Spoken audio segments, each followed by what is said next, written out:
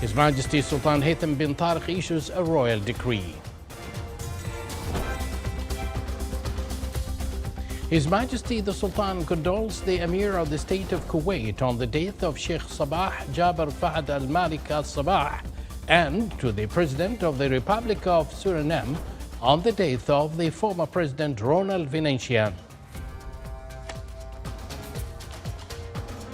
Greetings of His Majesty the Sultan to His Majesty King of Bahrain are conveyed by His Excellency the Minister of Interior at As-Safriya Palace in Manama.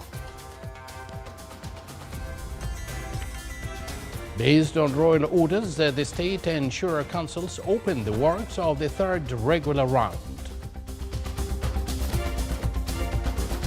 Based on royal orders, Wednesday and Thursday, 26th and 27th of November, are declared as an official leave on the occasion of the Sultanate of Oman's National Day.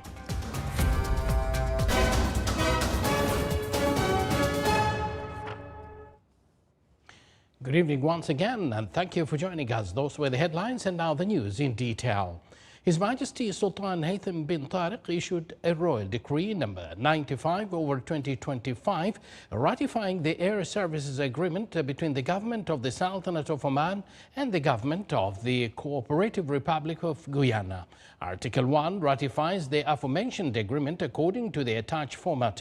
Article 2, this decree shall be published in the official gazette and shall come into effect from the date of its issue. His Majesty Sultan Haytham bin Tariq sent a cable of condolences to His Highness Sheikh Mish'al Al-Ahmed Al-Jaber Al-Sabah, Emir of the State of Kuwait, on the death of Sheikh Sabah Jaber Fahd Al-Malik Al-Sabah. His Majesty the Sultan also sent a cable of condolences to Her Excellency Jennifer Greelings Simons, President of the Republic of Suriname, on the death of former President Ronald Venetian.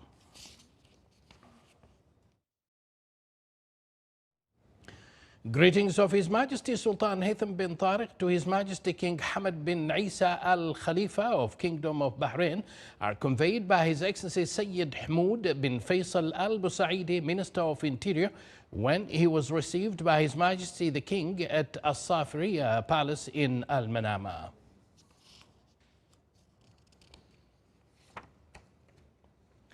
Based on the royal orders of His Majesty Sultan Haytham bin Tariq, the State Council inaugurated today the proceedings of the third session of the 8th term. During the session, the Council reviewed the Technology and Innovation Committee's study on data management and governance and its impact on the digital economy. This study aims to enhance the legislative and regulatory framework for national registries, benefit from leading global experiences in data governance, establish a comprehensive framework for its management and security, and propose supportive legislation for secure and effective data sharing and exchange. The Council also reviewed a number of reports related to its work. The session was chaired by His Excellency Sheikh Abdul Malik bin Abdullah Al Khalili, Chairman of the State Council.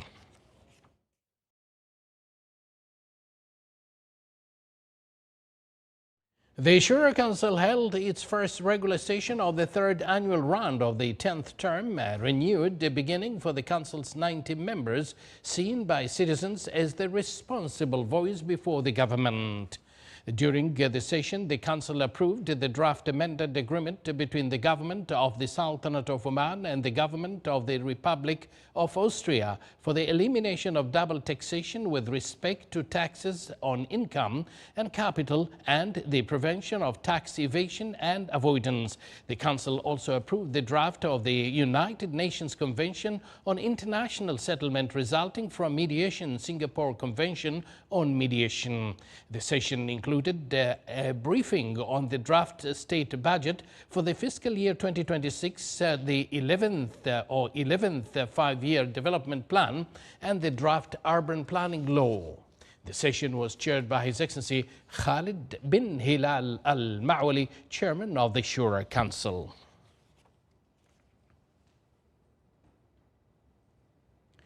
On the occasion of the National Day of the Sultanate of Oman, as per royal orders of His Majesty Sultan Haitham bin Tariq, it has been decided that Wednesday and Thursday, corresponding to November 26 and 27th, 2025, will be an official leave for employees of the State Administrative Apparatus Unit and other legal entities, as well as those working in private sector establishments. Work may be carried out on the aforementioned days if necessary, provided that compensation is given in accordance with applicable regulations.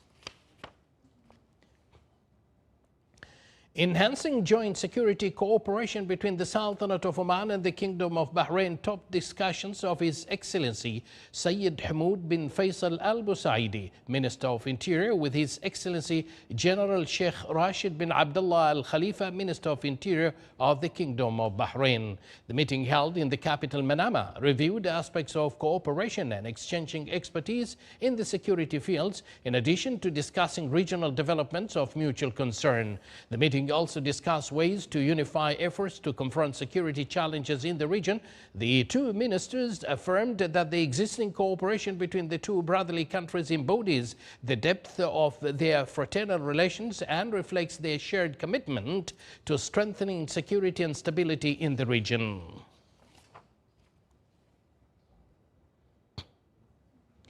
A formal session of talks was also held between the Sultanate of Oman and the Kingdom of Bahrain, during which the distinguished fraternal relations binding the two countries were reviewed.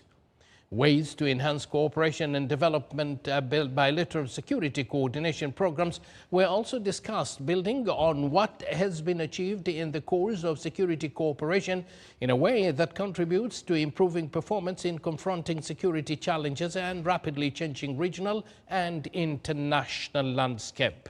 The session was chaired on the Omani side by His Excellency Sayyid Hamoud bin Faisal Al Busaidi, Minister of Interior, and on the Bahraini side by His Excellency General Sheikh Rashid bin Abdullah Al Khalifa, Minister of Interior. The Sultanate of Oman and the Kingdom of Saudi Arabia signed an agreement today in Jeddah outlining arrangements for Hajj affairs for the 1447 Hajj season. The agreement aims to regulate the affairs of Omani citizens and residents performing the Hajj pilgrimage. The agreement stipulates mechanisms for registering pilgrims' data on the Masar platform, booking camps, purchasing basic services packages in the holy sites, and the mechanisms to facilitate their arrival and departure through the ports of the Kingdom of Saudi Arabia.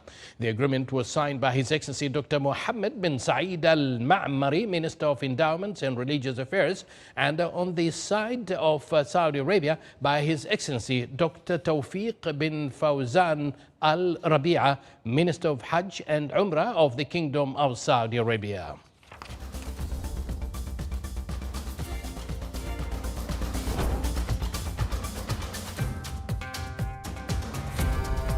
You're watching the Sultanate of Oman television, and yet to come in our news bulletin,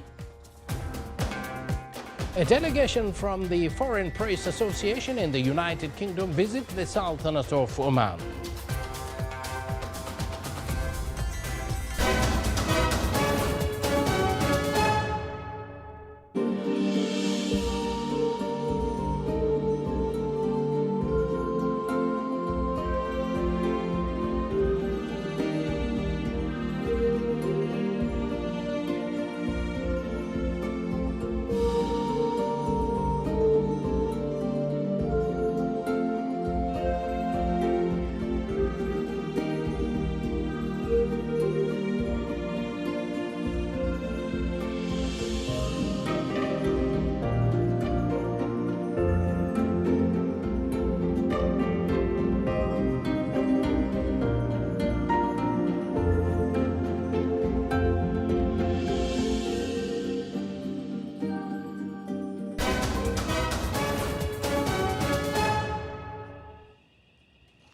Once again, welcome to the Sultanate of Oman Television's news.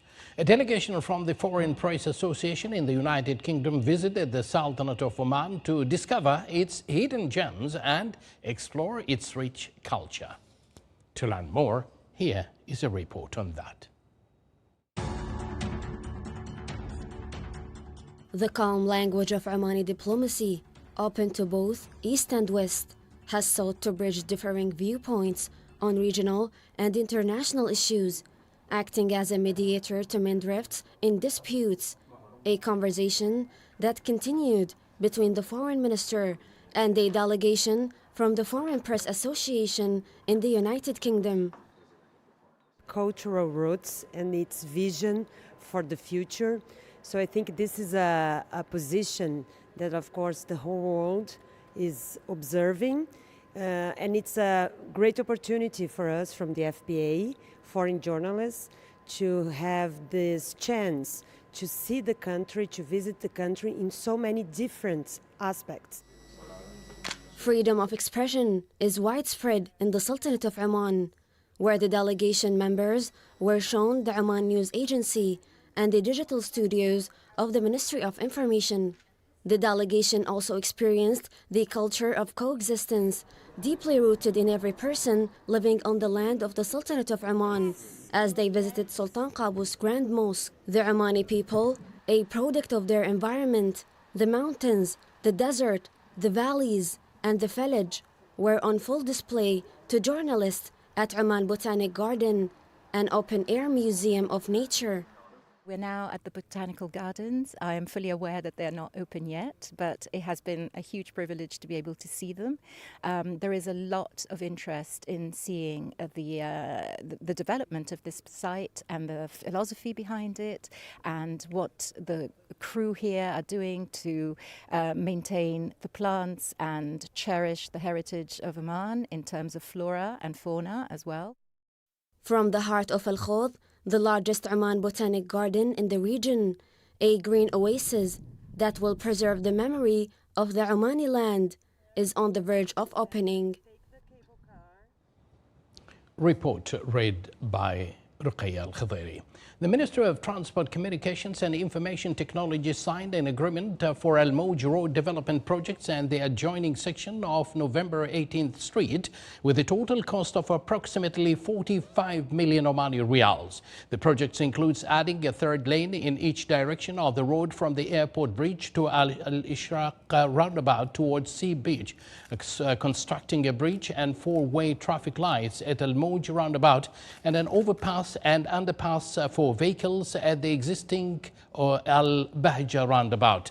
The project also includes upgrading Al-Ishraq roundabout to three-way traffic light systems with the lanes allowing continuous traffic flow towards Sea Beach, adding a third lane from Al-Moj roundabout to Al-Mawalih bridge, and constructing two underpass for vehicles heading from November 18th Road towards Al-Mawalih bridge.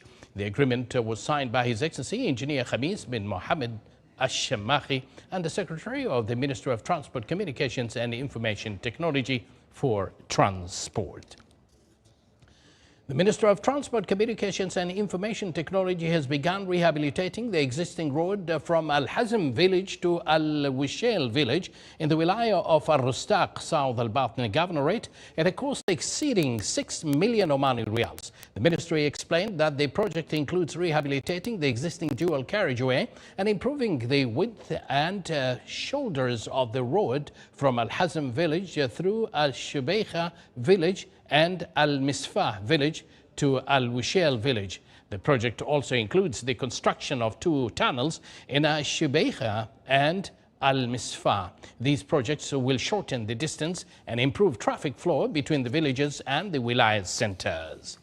The national workshops on medical handling and response to chemical, biological, radiological, nuclear and explosive incidents opened in Muscat today under the patronage of His Excellency Dr. Ahmed Al-Mandri and the Secretary of the Ministry of Health for Planning and Health Organization, with the presence of Major General Sulaiman bin Ali Al-Husseini, President of the Civil Defense and Ambulance Authority, and officials from the Ministry of Health, the European Commission and the Emergency Management Center. I was present at this event and I have this report. When every second counts, preparedness becomes the strongest line of defense.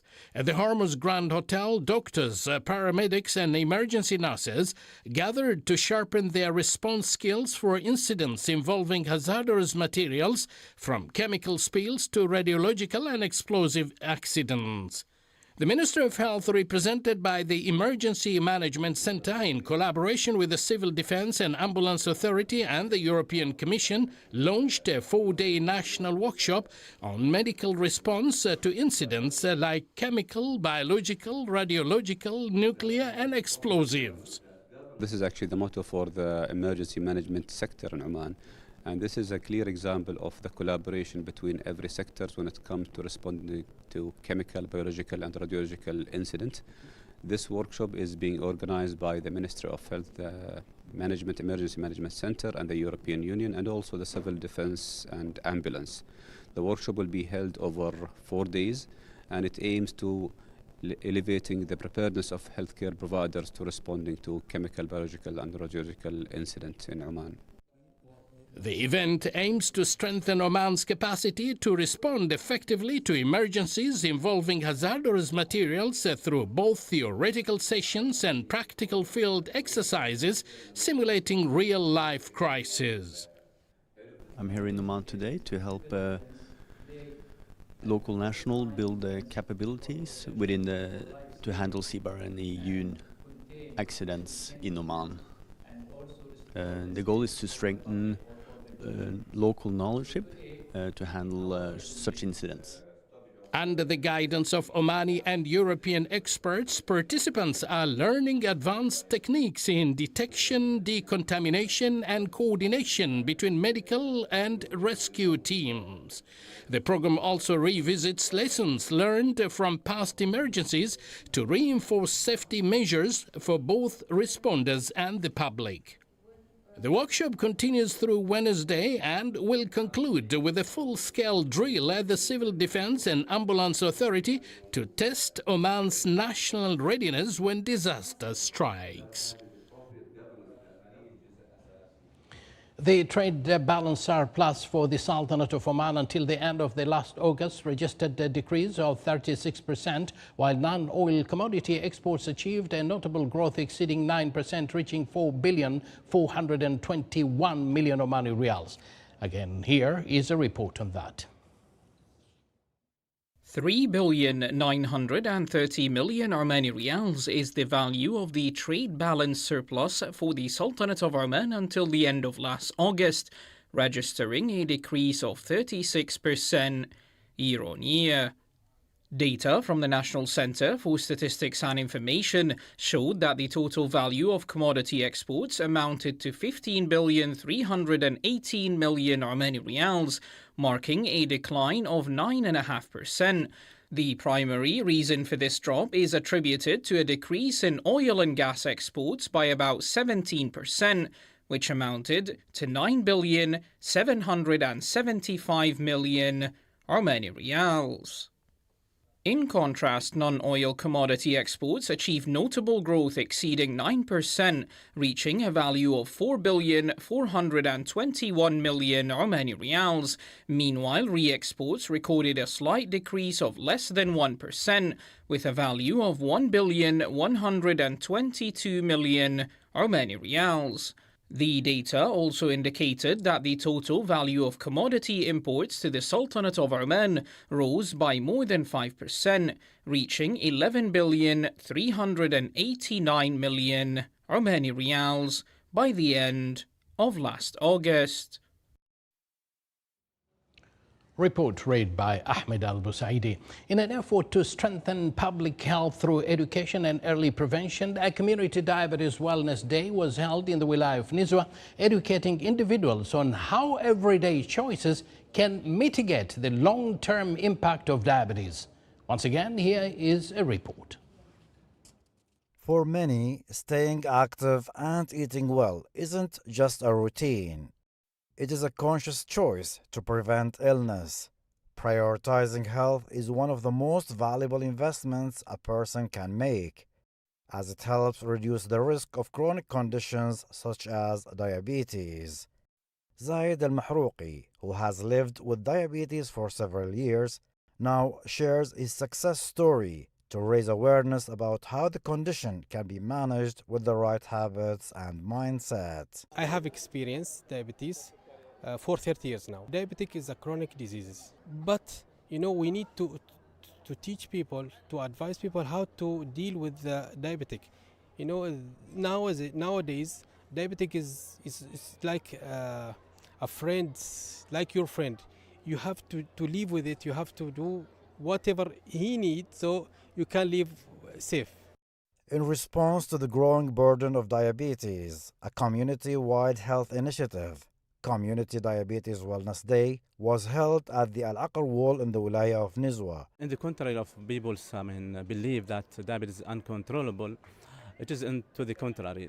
Diabetes is a controllable disease, and we have a good success stories. We have people attended our clinics with the HbA1c of above 10. They have decided to adopt healthy lifestyle by doing physical activity. They reduce their weight and they stop smoking, and they also control their diet. To the end, they got like a good controllable HbA1c below 7, and they are now leading a successful life. They need really to do their best. They need to take care of their diet, to improve their exercise level as well, and to take care of their medicine and insulin, and also increase their knowledge about the diabetes itself and the upcoming technologies, for example, and the future potentials as well. The event featured several interactive health education stations focused on diabetes care and prevention, helping visitors take meaningful steps towards better diabetes management. The initiative showed that informed decisions and early action can make a lasting difference in the fight against diabetes. Reporting from the Wilaya of Nizwa, this is Saleh Bukhalfan al-Rahbi, الداخلية, Governorate. This is the Sultanate of Oman television. Before we end tonight's bulletin, here are the main points once again. His Majesty Sultan Haytham bin Tariq issues a royal decree. His Majesty the Sultan condoles the Emir of the State of Kuwait on the death of Sheikh Sabah Jaber Fahad Al Malik Al Sabah, and to the President of the Republic of Suriname on the death of former President Ronald Vinencian. Greetings of His Majesty the Sultan to His Majesty King of Bahrain are conveyed by His Excellency the Minister of Interior at Al-Safariya Palace in Manama. Based on royal orders, the State and Shura Councils opened the works of the third regular round. And based on royal orders, Wednesday and Thursday, 26 and 27 of November, are declared as an official leave on the occasion of the Sultanate of Oman's National Day. And with that, we do conclude this news bulletin. Thank you for joining us, and good night.